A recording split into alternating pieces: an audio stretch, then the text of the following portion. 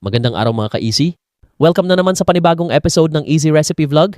Ngayon araw tayo nga ay napatakda sa pagdadala ng merienda sa culminating exercise ng mga bata. Ang ating ngang naisipang dalhin ay ang chicken wings. So, ating umpisahan na. Meron tayo ditong pakpak ng manok. Sisimulan na nating gayatin. Pagkatapos ay ating titimplahan ng pulbos na bawang, pulbos na sibuyas, patis at paminta at ating nang pipigaan at imamarinate sa calamansi juice. Pagkatapos nga ay atin itong bibiyakan ng itlog ni Kuya. Hahalu-haluin at imamassage upang manuot ang lasa. Atin itong babalutan at itatabi muna pansamantala. Ihahanda naman natin ang ating breading mix. Meron tayong cornstarch at harina. Atin itong paghahaluin at lalagyan ng konting tasty boy mix at durog na paminta. At ating hahalu-haluin pa. Sunod nga ay tayo'y magpapainit ng mantika. At atin nang ilalabas ang ating chicken wings na minarinate kani-kanina. Tayo nga'y magprito na.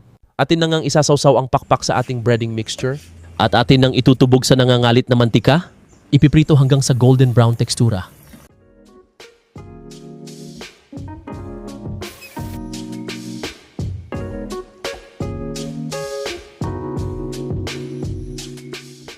Ayan na nga mga ka-easy.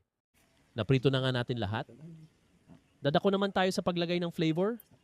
Meron tayong cheese flavor na ating ibubudbud ng paunti-unti. At ihahagis-hagis ng paganyan. At meron din tayong barbecue flavor. Ganon din ang ating gagawin. Atin na nangang ikakasa sa ating bilaw. Ayan ang mga ka-easy. Easy Wings recipe. Thank you for watching. Follow and share.